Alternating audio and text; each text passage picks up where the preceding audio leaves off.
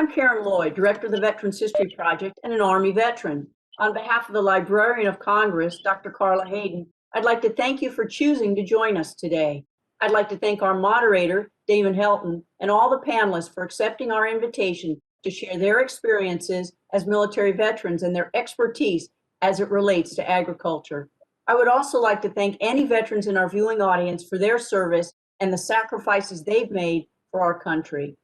Congress established the Veterans History Project by unanimous decision in October 2000 to collect, preserve, and make accessible the firsthand remembrances of U.S. Army military veterans for future generations so they may better understand what veterans saw, did, and felt. Since that time, the Veterans History Project has archived more than 111,000 collections from the brave men and women who served from World War I through the more recent conflicts. It's no secret that many veterans face challenges when they leave military service and transition back into civilian life. Sometimes those challenges are physical due to injuries sustained in combat or in training. Many times, they're the result of unseen wounds that affect mental and emotional health, such as post-traumatic stress. Increasingly, we hear of veterans having difficulty finding adequate employment or successfully re-engaging with their communities.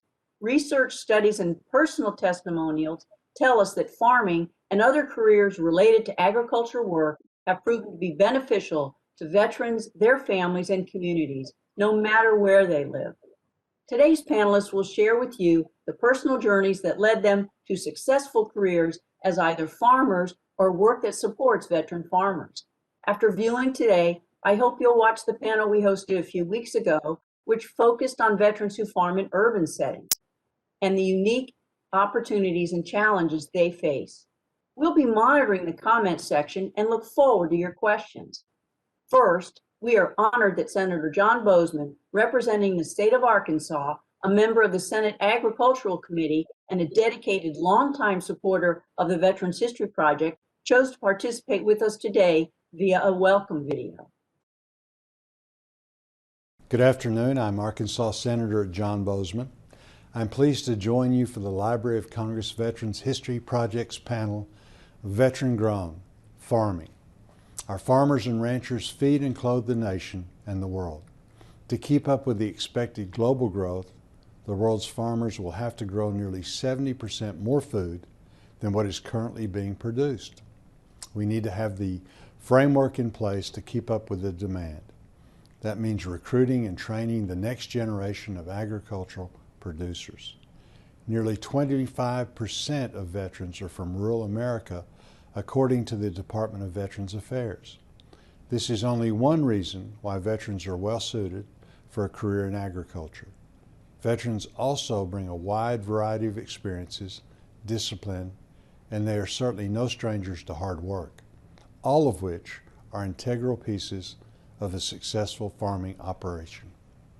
I'm proud of the work Congress has done to strengthen programs and increase resources available to provide veteran producers continued technical assistance. Programs like the Appropriate Technology Transfer for Rural Access, commonly called ATRA, connects agriculture producers to information that helps them improve their operations. Originating under leadership of Margot Hale in my home state, ATRA administers the Armed to Farm program and assists veterans in their transition to civilian life by training them for a career in farming. It serves veterans while helping to diversify the makeup of our ag industry. The 2018 Farm Bill provided additional support to veterans who are transitioning into agriculture for things like down payment loans and disaster assistance coverage. Groups like the Farmer Veteran Coalition are mobilizing veterans for careers in this field.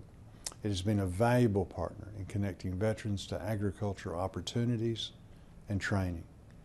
Veterans have demonstrated their ingenuity in developing flourishing farming practices that extend beyond the traditional idea of farming. We welcome future producers who will continue to help Arkansas agriculture thrive and allow American farmers and ranchers to continue feeding the world. As you watch this panel, it is my hope that you will have an even greater appreciation for veterans who farm. If you are a veteran or know one, contact the Veterans History Project to find out how to submit an oral history interview.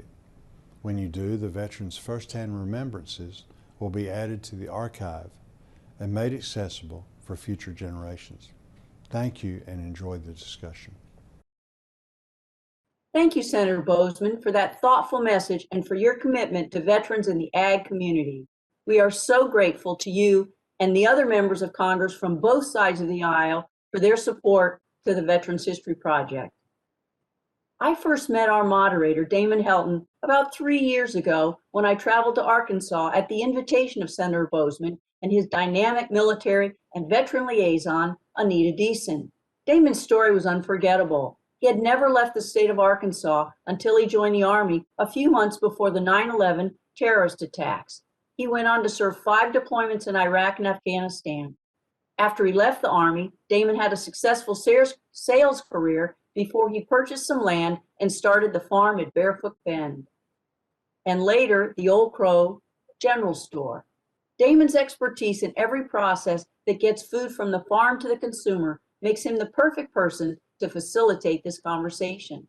While Damon already donated his oral history to VHP several years ago, he recently sat down with Anita Deason to record an update to let us know what he's been up to. I hope that everyone on the panel who has not already done so, as well as the veterans who are watching, will follow Damon's example and submit their interview, original photographs, and other material documenting their service to VHP. Please go to loc.gov/vets to find out how. It is an honor to introduce Damon Helton. Well, good afternoon. Thank you, Karen, for that introduction. I'd like to thank the staff of the Library of Congress Veterans History Project for the invitation to moderate today's panel. Thanks in advance to our panelists for sharing their time, personal experiences, and expertise with all of us today. Finally, I'd like to thank everyone who's tuned in. When the Veterans History Project asked me to serve as the moderator, I felt honored and accepted the invitation absolutely right away. I was happy to be part of any conversation that connects issues surrounding both veterans and farmers. As someone who wears both these hats, I think it's great that we're able to illuminate these kinds of issues and discussions on a national level. I can absolutely attest to the therapeutic, emotional, and financial benefits that farming provides for veterans. My family means everything to me, and through sustainable farming, I'm able to work alongside my beautiful wife, Jana, not only to provide for our own family, but to enjoy a way of life that involves hard work, plenty of space, and nature at its finest, and the satisfaction of living with the land. Our mission when we first started on this journey was to spark a local economy by connecting the farmer and the consumer. Our mantra is know your farmer, know your food.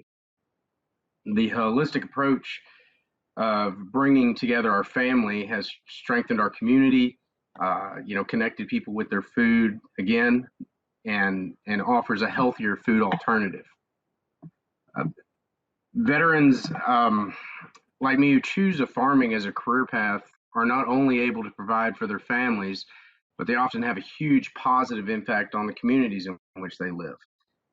We have servants' hearts is what I always go back to, and when we get out, we're looking for that way to serve again. So the governmental and nonprofit programs that assist veterans are doing their part to ensure veterans receive the training and support they need to start and maintain their farms. These programs are critical to veteran success, so I'm really happy that we have the opportunity to discuss, and we'll touch on those as well. The 3 panelists who are with us today represent various facets of farming in rural settings. Each one is a military veteran, and by the end of this discussion, I hope that everyone watching will have developed a new appreciation for this kind of work, and possibly be inspired to start your own farm, support an existing one, or maybe both. Our panelists are going to take a couple of minutes each to introduce themselves and provide you with a summary of their background and current work. Afterwards, I'll ask a couple of rounds of questions, giving the panelists an opportunity to follow up and add on to others' responses as well. A reminder for those of you who are tuned in, We invite you to use the comments section to submit any questions you may have for our panelists or me, and we will post those responses as we go. At this time, I'd like to present to you our veteran-grown farming panelists. First, we have with us Justin Butts, Navy veteran, farmer, culinarian, an artisan, and who runs his own soap making company, Butts Bros Handmade Large Soap, out of Petersburg, New York. We also have Eric Grandin, is a veteran, he's an Army veteran who co-founded the Veterans and Warriors to Agriculture program and is a beekeeper at his family's Sugar Bottom Farms in Ovapa, I hope I didn't butcher that, West Virginia. Finally, we have Sarah Creech, an Air Force veteran who runs Blue Yonder Organic Farm in North Salem, Indiana, and founded the nonprofit Operation Groundwork. So we'll just go back and Justin, if you want to kick us off and tell us a little bit about what you guys are doing up there. Thank you for that, Damon. Yeah, it's a pleasure to be here today and to get to talk to all of you. As Damon said, I'm Justin Butts. I was in the Navy for about 5 years, and I was stationed in San Diego, California on the Boxer, and I served 2 deployments. And on my second deployment, I became a wounded warrior, and I loved being in the military, and unfortunately, I had to retire a little earlier than I thought. And after I got out of the Navy, I didn't really want to just go back into working at other jobs. I wanted to be a farmer for my whole life. I grew up in the mountains in Pennsylvania, and I worked on some livestock farms when I was younger. And so the first year I was out of the Navy, I actually took over a farm and leased a farm. I had 500 chickens, and I used to sell eggs to a grocery store. And I did that for about a year, and I bought some pigs and started breeding pigs. And after that, that farm didn't quite go as productive as I wanted it to be, and I was new to farming. So after that, I went to school for farming at the seed farm in Emmaus, Pennsylvania, which was a year long agricultural apprenticeship. And then I used my GI Bill to fulfill my dream of going to culinary school. So I went to the Culinary Institute of America, and I have a bachelor's degree in farm-to-table cooking with a concentration in American food studies. And I farmed all throughout college. I have been breeding Coney pigs for about 5 years. At one point, I had up to 40 pigs. And I had all these pigs, and I was butchering them to eat them because I was in culinary school. I was learning how to make ham and bacon and things like that, and I would have all this lard left over. So while I was in college, I started a soap making business, and my school would buy my soap from me, and I started wholesaling it to a couple of communities in the area where I was at school. And that kind of helped me move into getting a job for a very popular nonprofit organization called Soulfire Farm, where I worked at this past year. And I was a livestock manager for their livestock program. I raised Katahdin sheep. I have about 15 sheep, 20 pigs. I do 5 beehives. I keep geese, ducks, and I did about 300 meat chickens and about 70 egg layers. And then part of the program at Soulfire Farm, it's mainly about outreaching to communities of color in the Albany and Troy, New York area. So I would actually deliver CSA shares and food donations every week to families in the area. We would do about 30 families a week, and I delivered 400 donations this past year.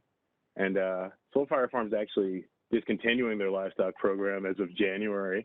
So I've actually taken the livestock manager position at Laughing Earth Farm, which is 10 miles down the street. And they do about 2,000 chickens a year. They do cows. They're expanding their pig breeding program.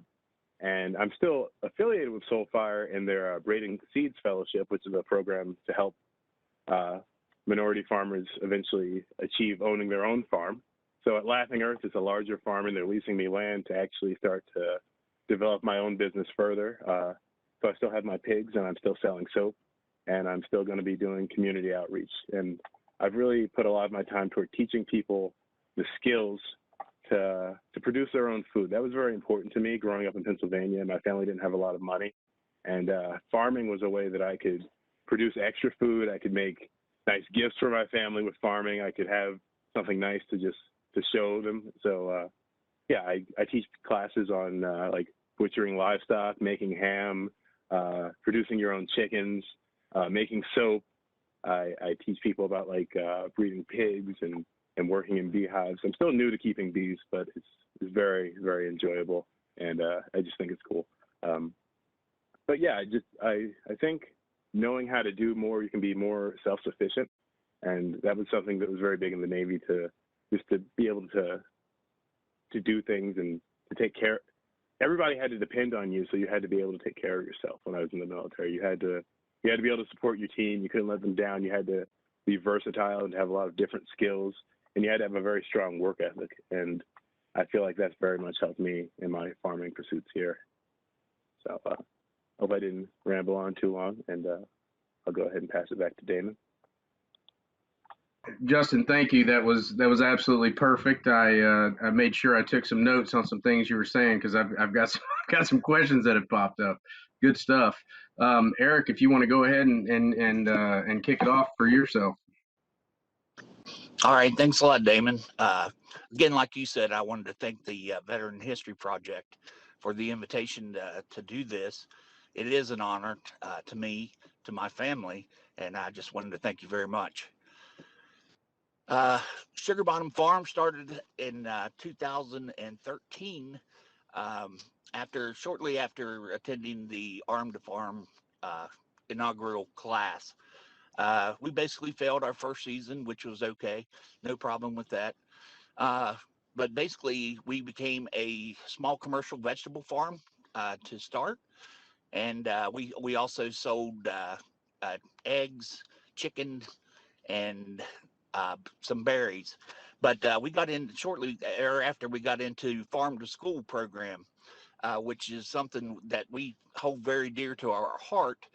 Living here in central West Virginia, as you all probably know, throughout the country, we lost our coal production here, and there's a lot of poverty. There is a lot of unemployment, and being able to provide children with these vegetables, freshly grown and healthy, versus getting something from a truck, that's been shipped across country, it's something very special to us. We were never set out to make money by doing this. It was more of a therapeutic aspect. I myself was a 20-year veteran. I did 2 combat deployments and 4 peacetime missions. I'm sure Damon knows all about peacetime deployments. That's when you get shot at and nobody tells about it.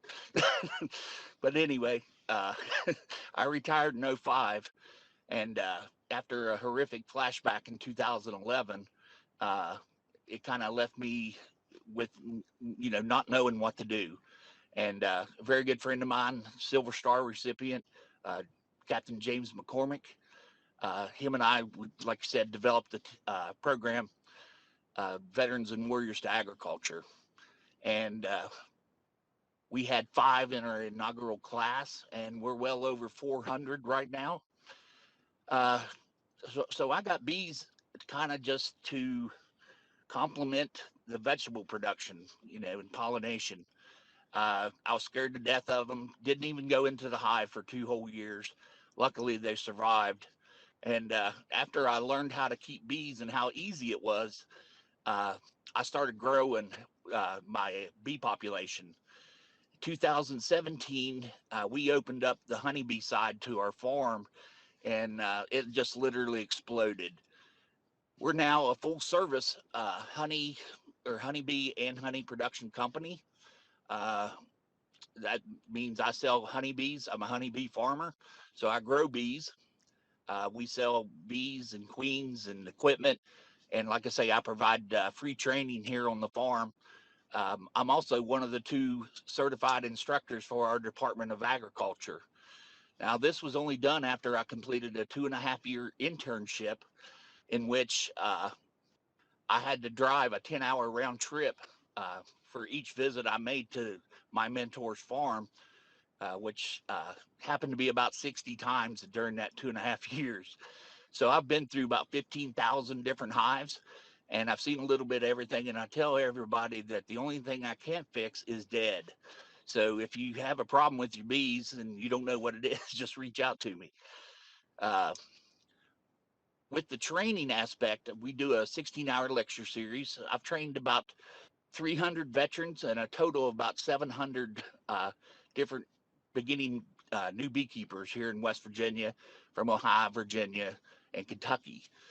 I mentor people basically everywhere in Hawaii, Washington State, North Carolina, Virginia, and in Washington, D.C. Of course, we do all this through the internet, which is, great when it works. But so now, Sugar Bottom Farm, well, I have to tell you first, we hired a marketing team about a year and a half ago who changed our basic look of, who Sugar Bottom Farm was. And ever since then, it's been off the charts. We're now in 24 different markets. We do a DC market. Plus, we just signed a contract with GovX. I'm sure you are familiar with that e-commerce site.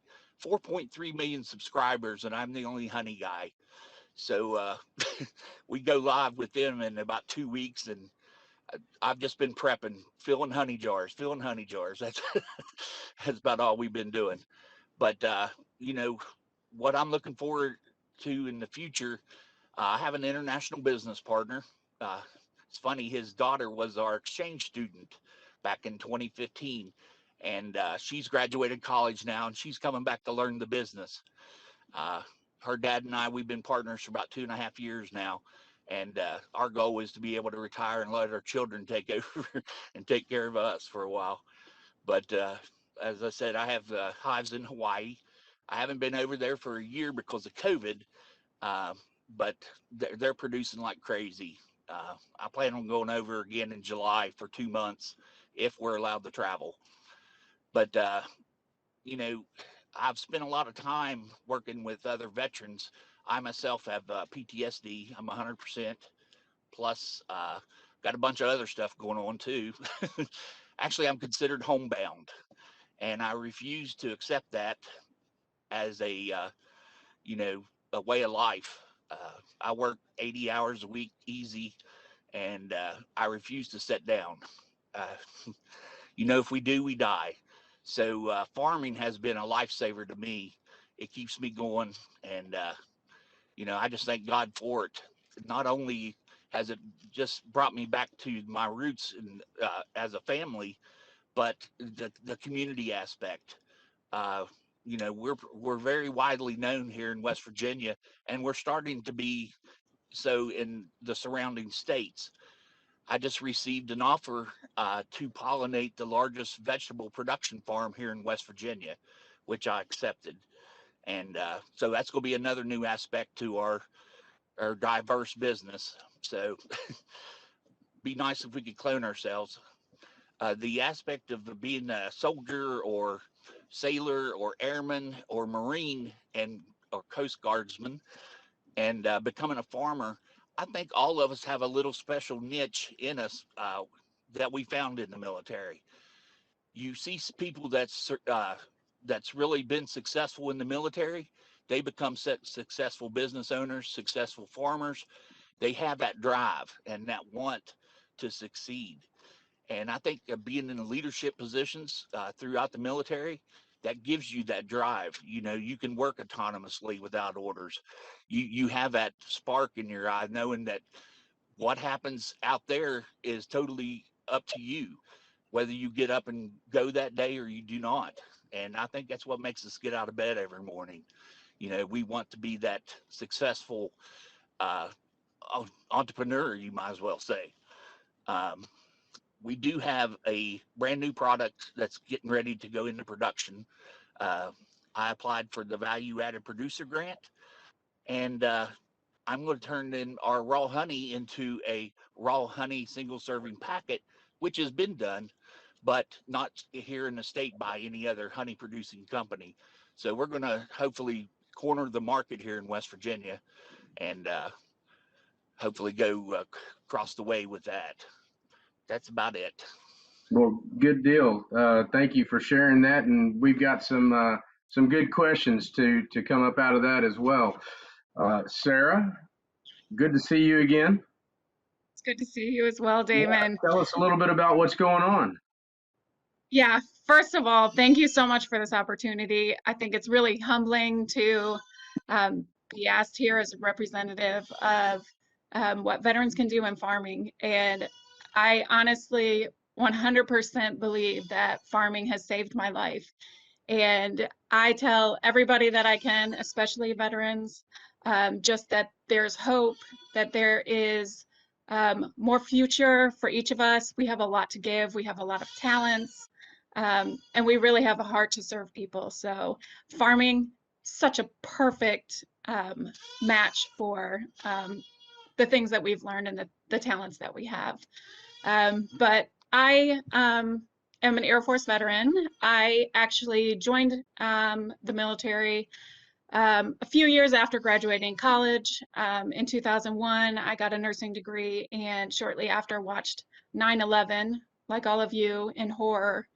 And over the next few years, just really followed what was going on with our military and had such a heart for serving those who were fighting on the front lines.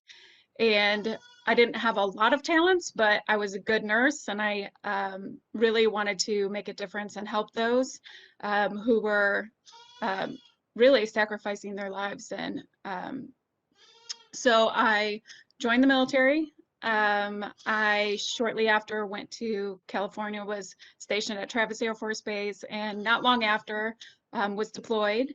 I was deployed between 2005 and 2006. And when I came home, I had a lot of problems kind of readjusting. I had been hurt while I was deployed and just had a really hard time figuring out what the next steps were. I ended up being medically discharged and had to kind of figure out where to go next.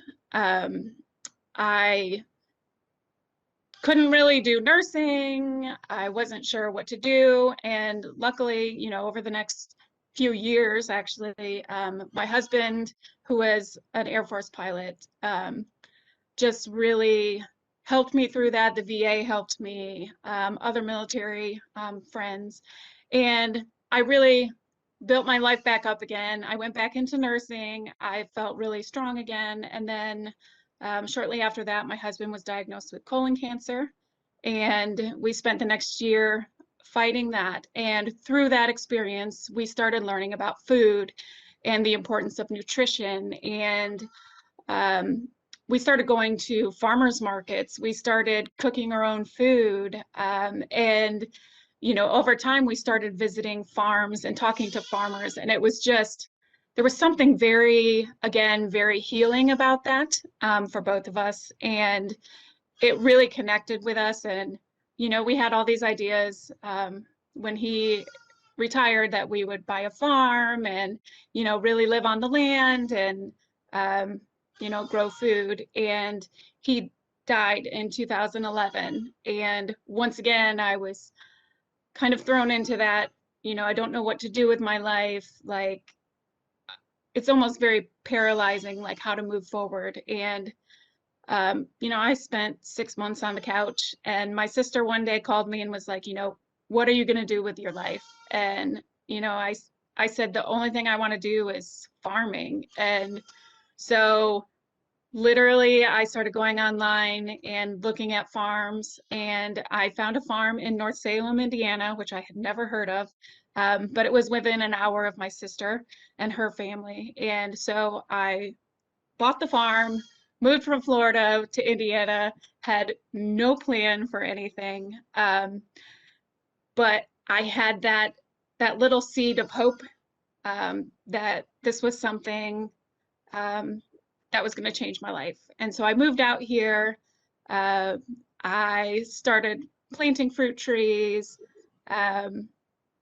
I started a small garden, bought a few chickens, and really loved what I was doing, but had no idea, you know, how I was going to get a job in that and make money and survive. And So I searched everything online, and I found the contact information for the first program of Arm to Farm, which was offered by NCAT and ATRA. And it was off in Arkansas. And I literally signed up and drove down there with, every fear that I had, and met some amazing people, and really found direction for this passion of connecting with farming, with animals, with land, with plants. And that was really the beginning for me. From there, I went back to Indiana. I made connections with our local farming community, our NRCS, Purdue Extension, other local farmers, and started realizing that I can build a farm and I can do the things that I love and that bring me joy. But at the same time, after going through Arm to Farm and sitting in the auditorium and listening to every person tell their stories, both about their military history, but also about this desire to do something bigger and better back at home and serving their communities, I realized that there's such a need to get other veterans connected with that. And so I knew I wanted to start a farm. I knew I wanted to do veteran training. And so I started what's now Blue Yonder Organic Farm, named after the Air Force, but really as a nod to my husband and his service. And I started growing more chickens. I raised hundreds of egg layers, meat birds. I bought a couple bottle lambs off of Craigslist, and that really exploded. And so now I have about 50 mama sheep and bunches and bunches of lambs. I have cattle, a small herd of cattle, about 17. And then chickens, again, meat birds, egg layers. And then I also do a market style garden. So about an acre of vegetables, fruits and vegetables.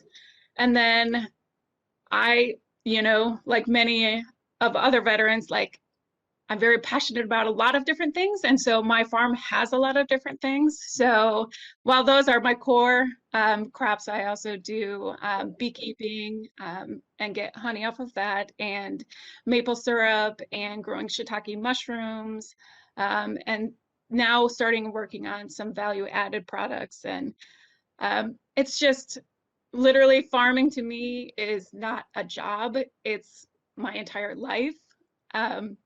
It's how I built a community. It's how I really rebuilt my life and my passion. And it continues to be that hope that we give other veterans for being a part of something that's healing, both for themselves, but also, an opportunity to serve their community. So it's really an honor to be a farmer. It's an honor to be a veteran and to serve with all of you guys. Well, thank you for those introductions, you guys. Out of all the panels that I've been a part of and gone and watched, this is my first opportunity to moderate one, and this is probably the hardest thing I've ever done.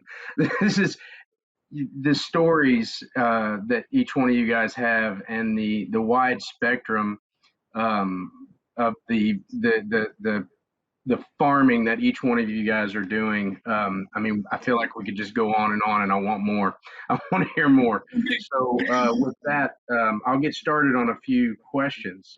And I'll take this back over to Justin.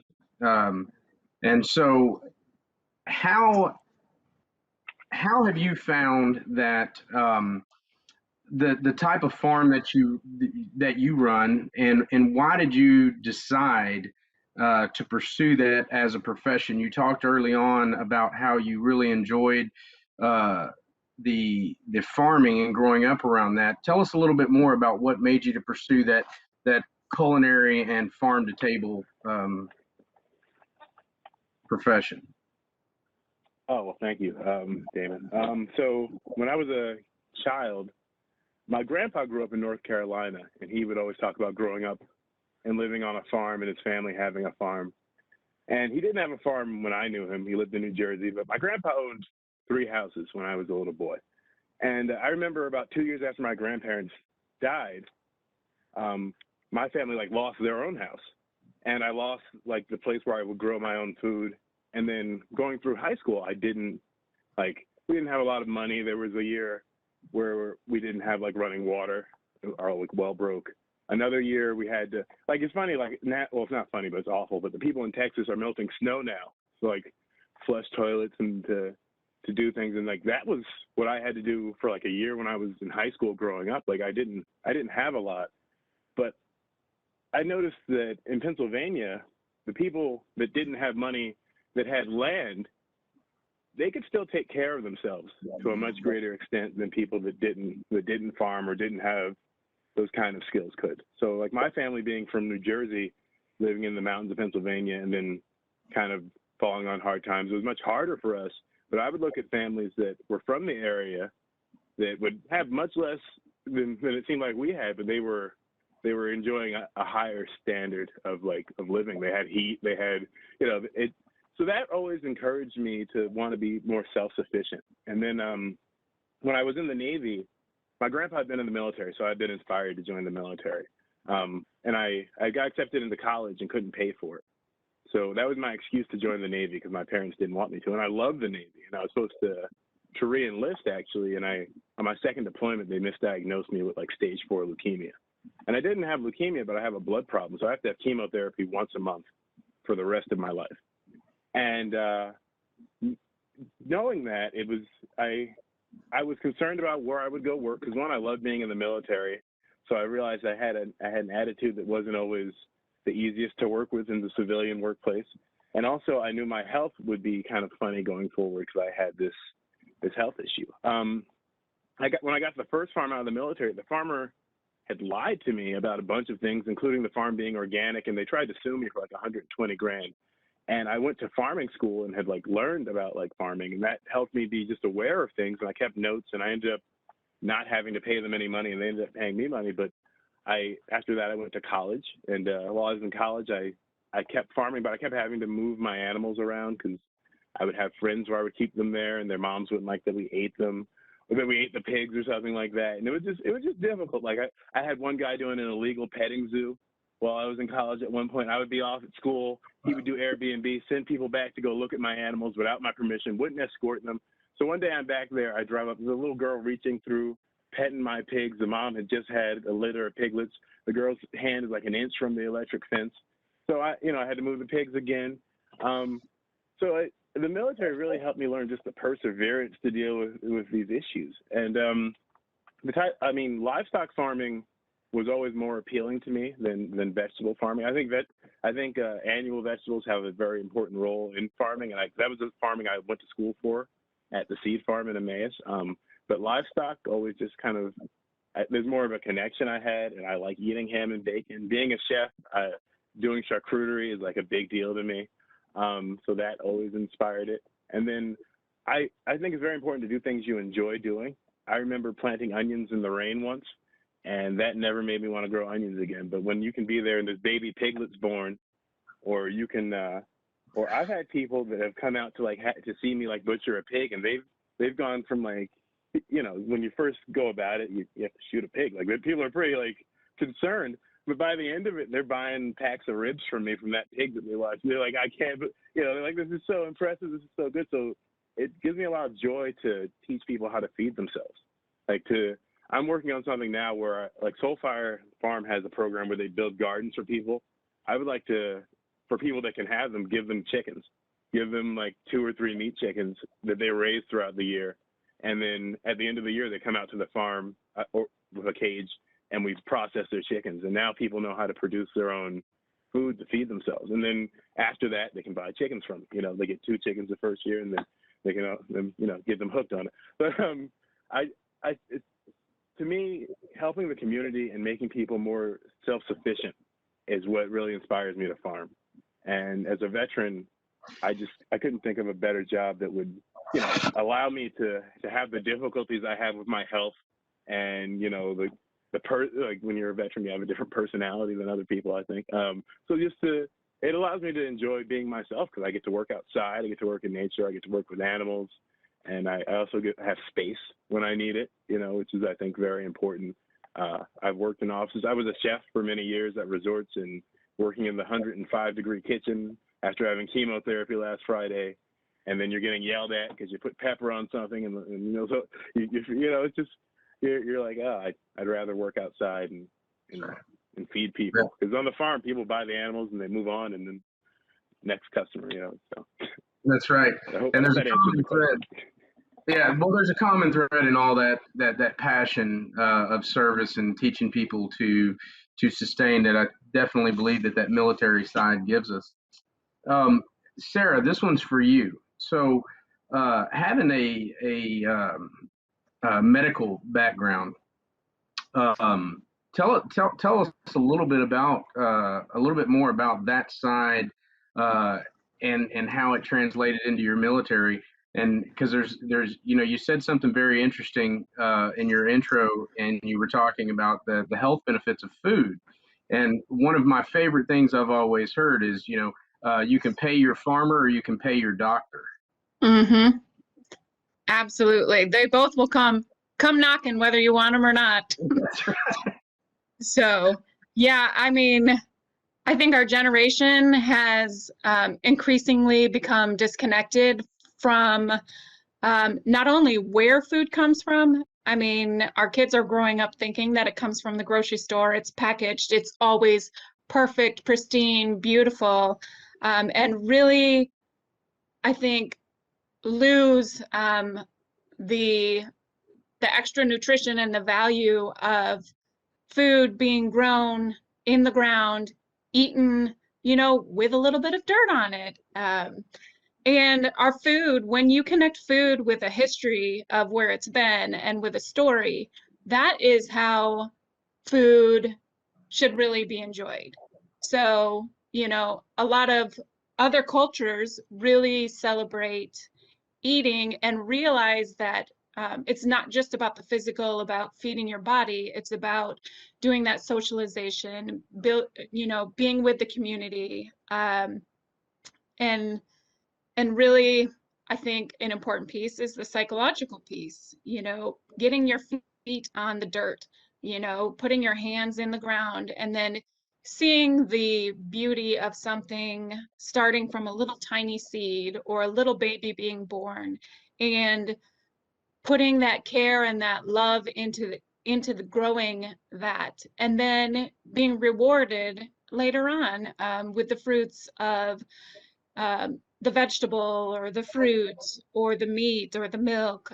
These are all things that nourish our bodies, but they also, feed into our ecosystem, like they feed into our psyche. Like it's so, complicated, but really so easy. It's called, eating and community are like the most important things in functioning and living.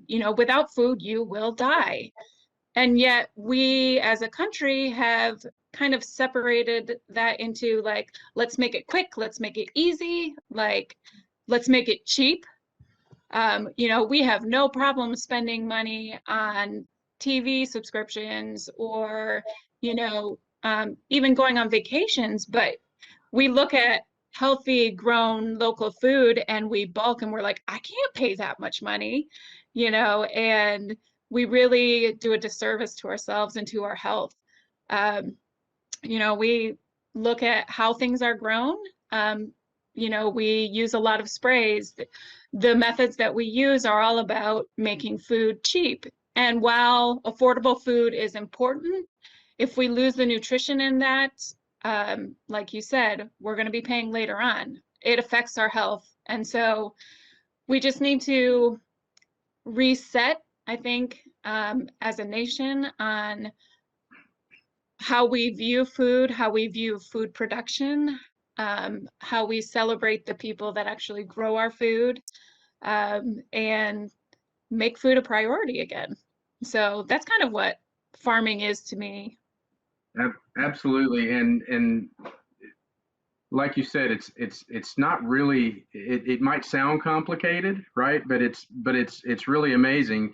Just food not only nourishes you, but it's very soulful. And I love what you said about the community and the importance of breaking bread, right? There's a huge piece to that. So great point. I've always found it fun to say when I'm giving a talk to somebody. I always say it doesn't matter what side of the aisle you come down on, no matter your religion or political affiliation, we can all get behind good food and have common ground on that, right? So, Eric, this one I've got one for you. You mentioned about leadership in the military and how that has really helped you uh, in your operation. Um, Tell us a little bit more about how that military service has shaped or influenced your farming operation, being, international. Well, basically, coming up in the military, I was promoted very young. I made staff sergeant in 4 years exactly, and I had my first platoon when I was 23. And I was basically in charge of soldiers that outranked me, had been in the military longer, but that wasn't a threat to me because I knew my job.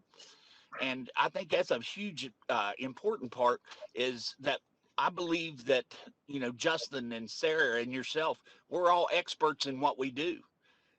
We know what paying attention to detail does. It makes either a good product or a great product, and it's just that simple. The simple things we learned in the military, the repetitiveness. You keep doing the same thing, pretty soon you can do it with your eyes closed or in the dark. And it's the same thing with farming. you know Everything has got to be up to standard. Well, I believe everything has to be well above standard, and that's the way we've kind of run Sugar Bottom Farm. I probably have fired everybody within a 9-mile radius. And it's hard to find people that believe in the same values that you believe in, and that's hard work, and hard work pays off. uh, like Sarah said, our generation, humans are the only animal that cannot feed themselves. They require somebody else growing food for them, just to survive, and that's so scary. And I think this COVID-19 has woken a lot of people up, saying, "Oh my gosh, where am I going to get food at when the grocery store is shut down because of sickness?" One of the missions of our veteran warriors to agriculture was to teach um, other people how to grow food. And that's very important. I mean, you can throw seeds in the ground and watch it come up, and it maybe produces a fruit, but is it nutritious or not? Sarah spoke a lot about nutrition. I went to a week-long agronomy school to learn how to grow nutritious food, by fixing the soil. And a lot of people just kind of put half into it, and that bothers me so much. So education is huge from us. We have people visit the farm all the time. We had about 1,100 visitors this past summer, and we teach everyone uh, at a level that they can learn that. And the same thing with all of our markets. We educate the medicinal benefits of pure raw honey versus Walmart honey, which may be half high fructose corn syrup.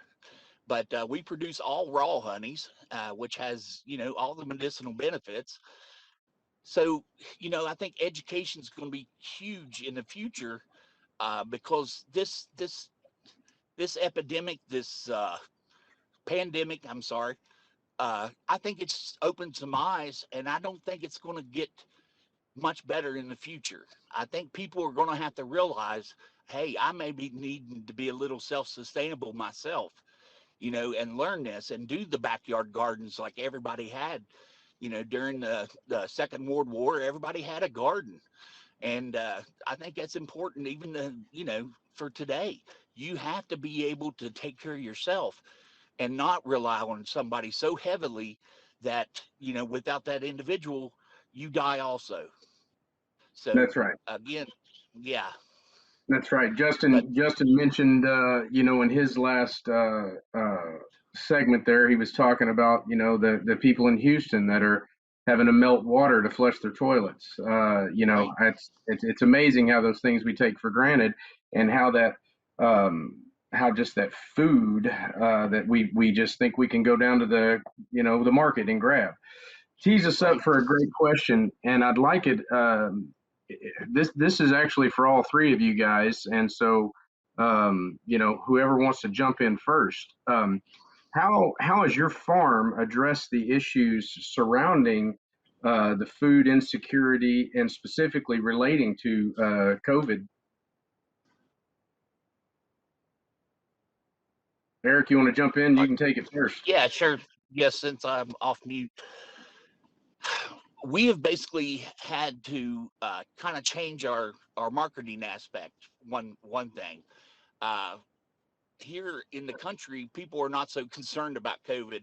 The masks and stuff. We do have a 6-foot rule, but we continue our mission as it was. You know, it, and I think by doing that, we're showing people that look, this ain't going to stop what we're doing, and how important it is to continue and to teach others what we're doing. Again, I go back to that, like you said, food insecurity. That's scary. When people cannot take care of themselves.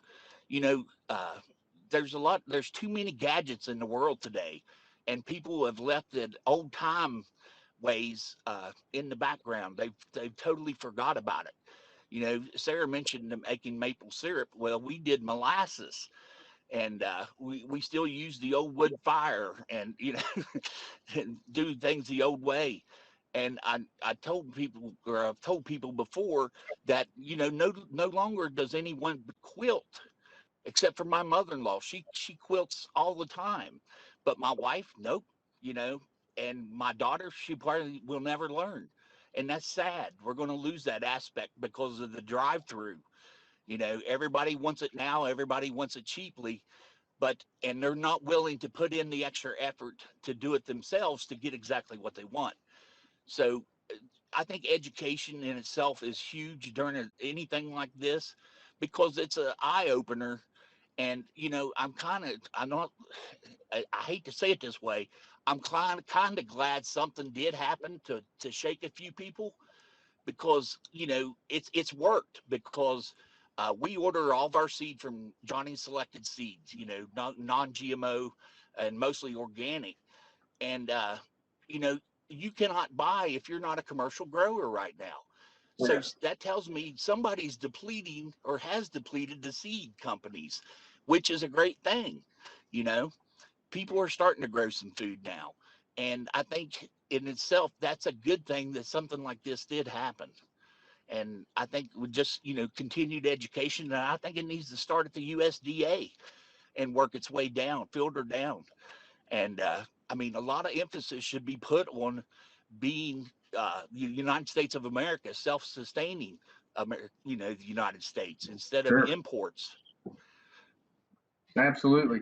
Um, Sarah or Justin, either one of you guys, the question, I'll repeat it, was how has your farm addressed the food security issues relating to COVID-19?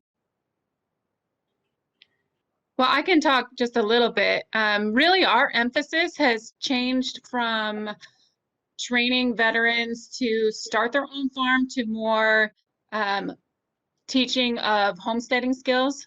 So we're talking about, not necessarily making a business. It's about being able to grow for your family or the community directly around you. So, we're doing classes on like backyard stuff, whether that's, in an apartment, on a sidewalk, in pots. There's a lot of food that you can actually grow in that. But then there's people that can take up their lawns and have an enormous potential for growing food. There's been such a big interest again in backyard chickens, not just because it's cool. Now it's like, okay, now we actually need your eggs. Now we need to, get meat from our chickens. And again, like Eric was talking about, it was a huge wake up call and panic moment for people when they went into the grocery stores and the shelves were bare, and in other countries or even, some other states, that's not necessarily unheard of. People are more used to that. But I know around here, like, what do you mean we can't get milk today? What am I going to do? And so it definitely shocked people into realizing that food security is real. But I think beyond that, I think especially in the beginning, any huge traumatic experience, similar to 9/11, it brings communities together. So I know our community, I'm in a farming community, but it's corn and soybeans. It's not stuff that really people, are necessarily growing their own food. And so, we have a lot of people that are older and that don't have access to food and to getting out, and they're vulnerable, to be going to the grocery stores. And so, our food pantries and our churches, our local churches, have been partnering with our local farms and getting food to the people that need it. And again, like Justin talks about, food and cooking food, and just about, how that was such a big thing in his family. I think it brings people back to the dinner table, especially when we're all stuck in the house. You look at, these websites about like how to cook and that kind of stuff, or people that are selling local produce or local foods. Like in some cases, their phone, they can't keep up with the demand because people are like, oh, like I can make this stuff at home and it tastes better and it's cheaper than going to a restaurant. So again, it's like that reset button that, it hurts, but it might be good for our country. Absolutely. Justin, what about you guys? How's your farm addressing the food insecurity as related to COVID? Well, Soulfire Farm is mainly functions as we have groups come out to the farm to learn about agriculture. So unfortunately, once COVID started, we had to basically close the farm to the public. But because we weren't having those groups come out to the farm this past year, we actually took all of the food that we were raising to feed them when they were here for their week-long stay at the farm where they'd be learning. We used all that to do more donations. They were actually going to get rid of their CSA program this past year and focus on other things. And instead, the 25 people that were in the most need of food assistance that were in their CSA program got their share for free this past year. It was difficult for me having my autoimmune disease and I live 45 minutes outside of Albany or Troy. So I live on top of a mountain. The farm is 80 acres. And then I'd have to go into like downtown Albany to deliver food to like apartment buildings and things like that. And that would be a little nervous. I'm looking forward to doing more of having people actually come out to the farm and learn more skills like Sarah and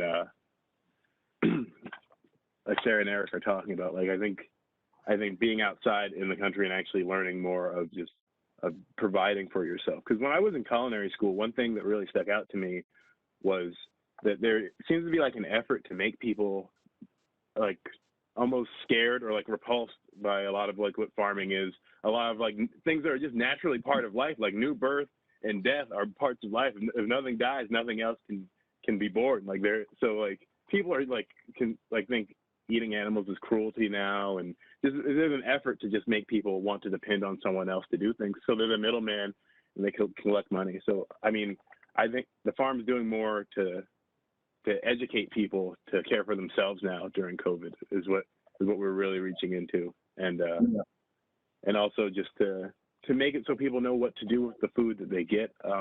I definitely saw a lot of, when we would be giving out food at like food pantries or markets, we would give food to some people and they wouldn't know what to do with it. Like we were in Kingston, New York, we were giving out butternut squash, and these families, some of them don't even have ovens. Like so like you imagine giving a butternut squash to someone that's never cooked it. They don't even have a chef's knife. How do you peel that? How do you cook that? Like, so if people it's one thing to give people food, but if they don't know what to do with it, it's going to sit in their fridge and go to waste. So there needs to be more food literacy, like just understanding what to do when you get a raw food item. Like you see a lot of people don't want to buy chickens now. Like when I'm trying to sell chickens, and I love selling things to people, but when I'm trying to sell chickens, people don't want to buy a whole chicken because they're like, what do I do with that? They want to buy like chicken breasts or wings or things that are cut up. And That's right. It takes 30 seconds to cut a chicken up into like 8 or 12 or however many pieces you want. You can do it in less than a minute. Like you can have it come out however you want it, and you save money that way. And I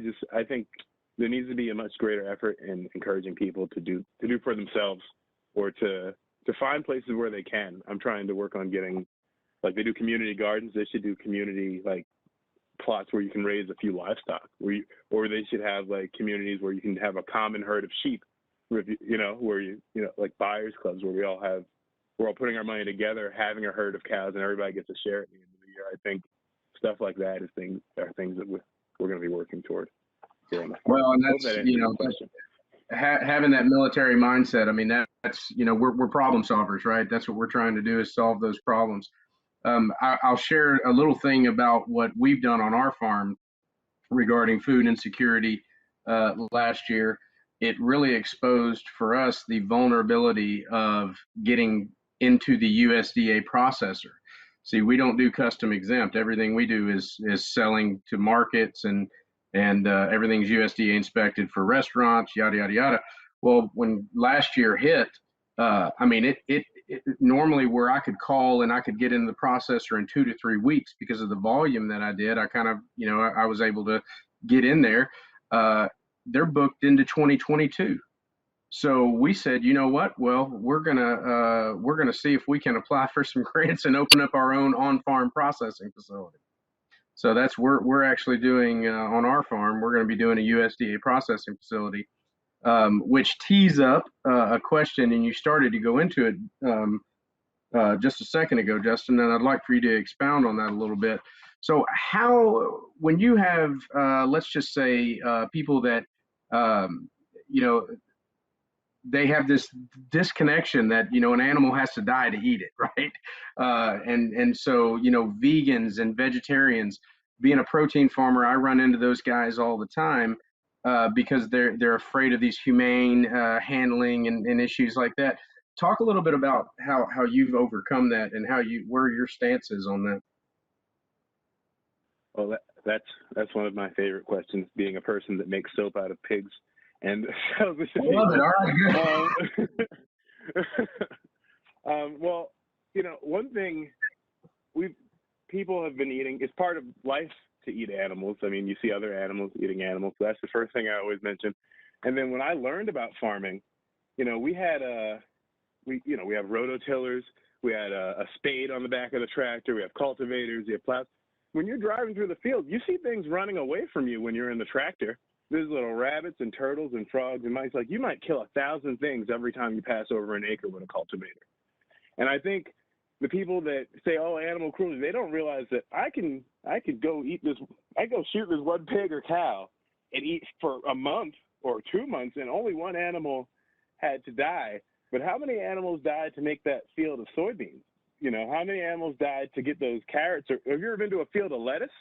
The frogs that are in a field of lettuce are incredible, and they're all going when that stuff is getting. And I think there's the disconnect there. People never think about how many things are just dying in the annual agriculture to eat their row crop vegetables. Like, so to me, eating ruminant animals and pigs and things like that, I see less death coming from that. And it's definitely, whenever anyone's come out to actually see the process, even people that I've had vegans come to my chicken processing days, by the end of it, they're like, oh, I would eat chicken. Like, I would eat. They're enlightened. And I think a lot of things in life that we're uncomfortable with, or that we don't like, is from just lack of experience or like an ignorance in that topic. And things that we don't understand, we don't know about, they're scary to us. So when we don't know about butchering animals, so that's a scary thing. That's a huge thing. But now I can butcher a pig inside of an hour. I can have the pig in the cooler, and we're putting the ribs in the smoker, and everybody's excited now. So I think the best way to deal with it is through education, and just not. You have to be confident. You can't because I get a lot of vegans that are very sure that I'm doing like the worst possible thing, and that how dare I? And if I don't breed these pigs, they wouldn't be here. If I don't process them so I can have more pigs next year, I will have too many pigs. If I don't make soap out of them, I could easily end up with 40 pigs inside of the year that I'm just feeding, and they're not pets. Like there has to be, everything's here for a reason. That's right. You have to be logical about things. Like pigs and cows and most of these animals would not be running around if people weren't eating them. Like the wild cows, the buffaloes, they want nothing to do with us. You can't go up and pet them and feed them an apple like you can with the dairy cow. I think education is the best way.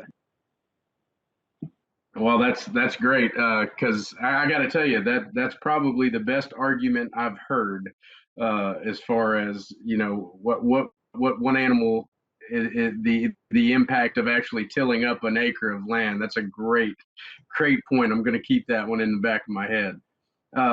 So kind of, if each one of you as well, could we talk about our military service, and what I've always said and what I've always felt is that we have servants' hearts, and that we find that we want to serve.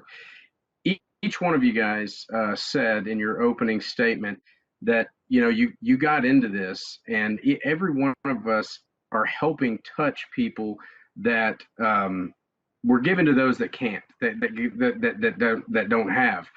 And for me, what it comes down to is the sweat equity, right? It's what we've got in this country. We've fought for her. We've bled for her. We've lost friends. And so being able to give back, there's that tremendous amount of healing. And I would like for each one of y'all to kind of talk about why that is the important piece for you, or if you even feel that way. Sarah, go ahead. I mean, to me, this is the basis, and like where everything is built on my farm is the fact that nature can be a place of healing. It can be a place to find peace, but it's also about finding hope for the future. We grow things because we have belief that tomorrow is going to come, that we have something to live for, that we have someone to take care of. Farming is an extension of that military service, in the same way that, you wanted to serve your country. Well, now you're serving your country through growing food, through education, through connecting people with nature. I can't tell you how many people come out to the farm and, have never planted a seed, or who have never picked up an animal, besides a dog or a cat. Eric does beekeeping, and there's just something so magical about, pulling out a frame of honey and bees, and seeing how these, thousands and thousands and thousands of bees, come together as a colony and work towards, that common goal of sustaining through the winter. That's why they get honey. It's not for us, it's to make sure that they all are cared for and protected and taken care of. And, in farming, we do just that. And also, I believe we have a calling, as the position of being a human, and really being at the top of that food chain. We have that responsibility, just like in the military, to protect those around us. And it is not only the people, it is our land, it is our waterways, it is all these animals that, yes, we butcher, yes, we eat, but during that time, we are giving them such a protected and cared for life. You know, I think veterans especially are very sensitive to how things are grown. They want to do things, you know, typically more like nature intended, you know, in a more pure form, because it keeps the integrity and the health of all of that food. And all of that, I mean, there's just so many different layers on how veterans are, you know, perfectly suited for that. But then in the same way, nature, I think, is the most perfect healer of veterans. So it's the perfect relationship. I guess I'll go next. I wholeheartedly agree with Sarah. You know, we joined the military for a reason. And, it, you know, of course, it's not the college money, it's not this or that, but we wanted to serve our nation. And I think as a farmer, you're doing the exact same thing. You're serving your nation, you're serving others. Uh, because without us, you know, we wouldn't exist, just like our military, you know. And you know, Sarah mentioned my bees, and they're magical. Uh, you know, I've been lucky enough to been part of 4 documentaries uh, in working with veterans with PTSD and the honeybees. And you know, I've seen someone open a hive and begin to cry because the noise, it shuts down. There is no noise anymore. You know, those of us that suffer with PTSD, there's a constant, you know, thought or feeling or something like that. In the bees, that all goes away. Uh, and, you know, I said in the film, uh, you know, I've been trained to kill my entire life and I give life to a plant. How magical was that?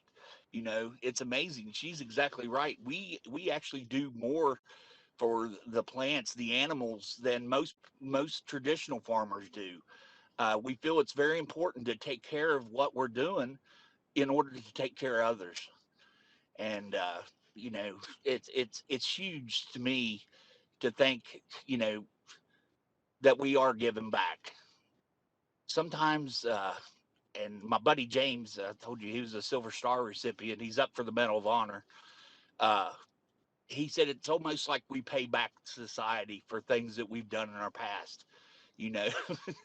And he said he can tell if somebody's had a rough time in the military by how hard they work. But Right. you know, uh, but you know, last year was the first year we ever made money. I said we never did this to make money. We made like $2,500, and we've lost money ever since. Because I give stuff away. You know, I see somebody in need, I just give it to them. You know, and I'm talking complete hives. You know, worth $1,000. Yeah. I'm just giving it to someone. My wife said if I gave something else away this year, she'd shut me down. But it's all about taking care of the people, you know, serving them, because you know what, somebody did it for us, and I think that's why it's so important. They've done it for us in the past, it's our turn. You know, we owe them for that. And you know, I'll continue to think like this forever. It's not about, you know, me or you all. You know, Justin, I love the petting zoo story. Hilarious. Yeah. But you know, it's not about us, it's about others, and it always will be to me. That's right. Justin, you have anything you'd like to add to that? Yeah, for me, it's I wanted to be in the military. I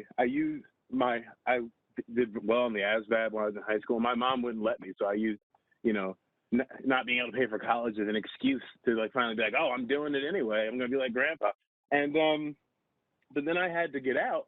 And at 25, I was retired, and everybody's like, "Oh, you're so fortunate. You get." I collected retirement as if I had been in for 20 years because I'm medically retired, and I need chemotherapy forever. But I feel like I don't feel comfortable just sitting at home and collecting that. I feel like I don't feel well all the time, but I'm a young person, and I still have a lot to give to the world and to help other people. And like one of my favorite sayings is, "Be the light that you want to see in the world." So like, I want to show people a positive. I want somebody that may have a similar situation to like what I grew up with, to see that there are options in there. Like if you're cold, you can go chop down some wood. If you're hungry, you can buy some chickens. You can buy like 15 ducks for $100. Each one of those ducks could sell for $60 when they're 12 or 13 pounds. Like you can really do a lot to take care of yourself if you just have the inspiration or see somebody else doing it. So I mean, that is a lot of why of what pushes me to do it. And also, I've always been in jobs where we served people. Like I worked in a grocery store, I worked at resorts as a chef, and now I farm. But also to protect something, it really inspires me. So like having livestock, when I hear coyotes in the middle of the night, sometimes I get up and I get the gun and I go walk out there and look at the sheep. I go out and check that fence every day. I'm out there at 4 o'clock in the morning, moving the chickens because I want to get out there at the right time. Not all the time, but just having something that the farm is like my ship. Like it has all these different aspects, all these things that need you to kind of help the community. The ship does a lot for the things, for the spaces around it, and the farm does the same kind of thing. And also I'm inspired when I make soap. I had really bad eczema when I was younger, and I've met people, like some people with skin conditions and things like that, and I've given out a bar of soap, and then they've come back to me and like, that soap, I gave it to my daughter, and it's the only thing that she can use that doesn't give her a rash. Can I get like 10 more bars of that? Like, so I'm like Eric, I'm always giving out free soap, and I'm always getting yelled at like, that you just gave away $100 of soap today. I'm like, no, they'll come back. But just being able to help people, being able to show people that there are products and things that you can use that are locally grown and supporting your community, and not putting money towards someone far away or paying to ship things, and just showing that we can do more for ourselves. And I keep going back to that, just taking care of yourself. But it's important to help people, and that's why I kind of keep going. Well, that's great. And guys, unfortunately, our time is up, but I can't tell you that I feel like that was just the best way for us to end that. So this is going to conclude today's Veterans Grown Farming panel. To each of the panelists, Justin, Eric, Sarah, thank you from the bottom of my heart for your service to our nation, for making the choice to work in the field of agriculture, and for your contributions to this enlightening discussion. To Karen Lloyd and the staff of the Veterans History Project, thank you all for shedding light on this important yet often overlooked aspect of all of our lives, and for trusting me to moderate the discussion. I hope I did well. I appreciate all of you, and now we'll have a few closing remarks from Ms. Karen Lloyd. Thanks, Damon. Wow. I don't know about you, but what an amazing conversation.